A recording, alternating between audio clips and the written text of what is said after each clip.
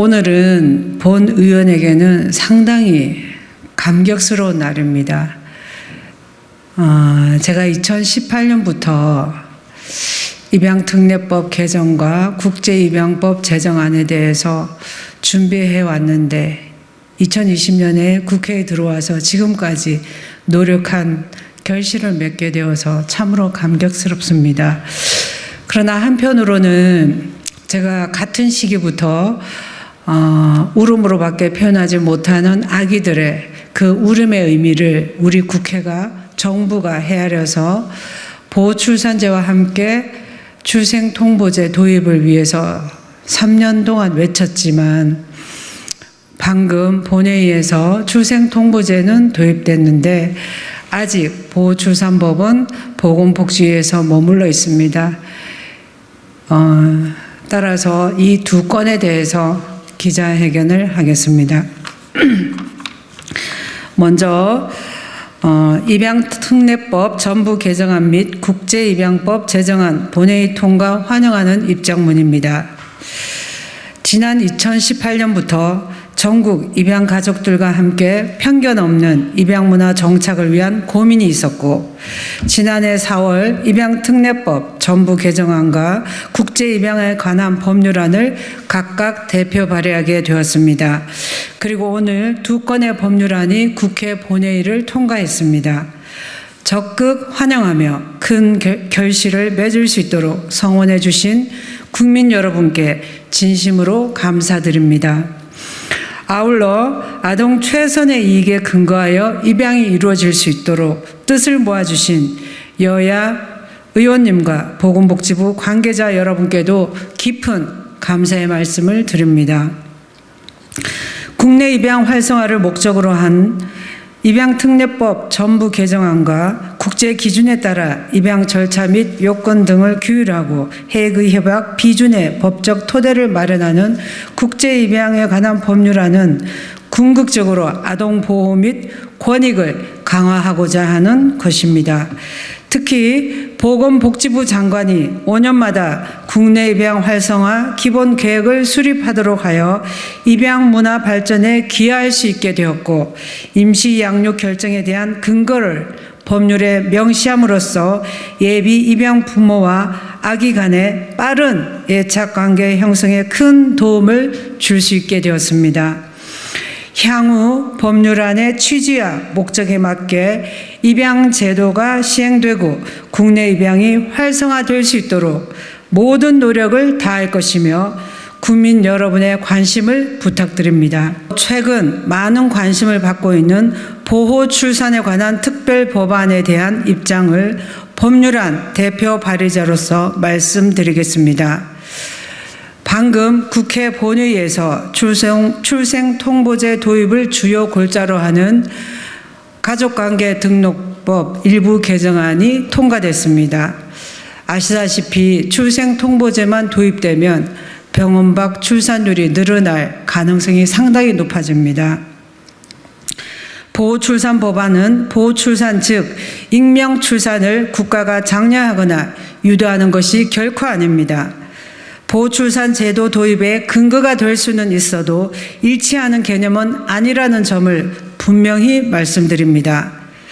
보호출산 법안은 심리적으로 매우 불안한 상태의 임신 여성을 국가와 법의 보호체계로 들어오게 하여 임신 및 출산으로 어려움을 겪는 여성은 물론 태아와 자녀에게 안전한 출산과 양육 환경을 보장하도록 하는 것이 주된 목적입니다.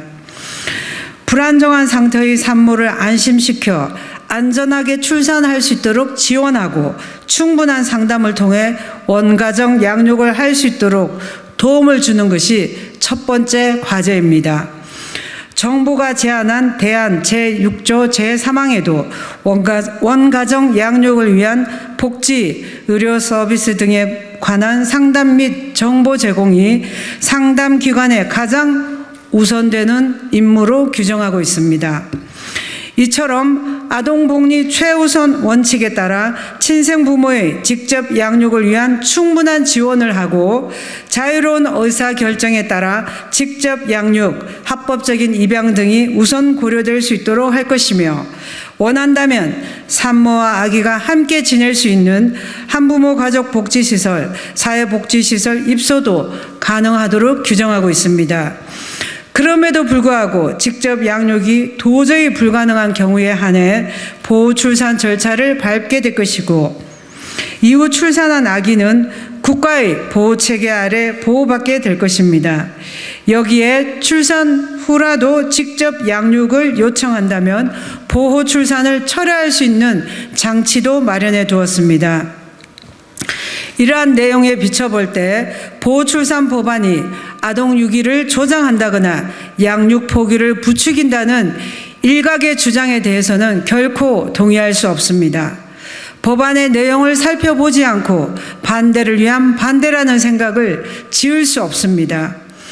아동의 부모에 대한 알 권리를 침해한다는 지적도 있지만 생모 및 생부에 관한 다양한 정보 등을 아동권리보장원이 연구 보관하도록 규정하고 있습니다. 일각에서 주장하는 알 권리의 절대적 보장은 보호출산을 하지 말자는 것으로 제도를 무의미하게 만드는 것입니다.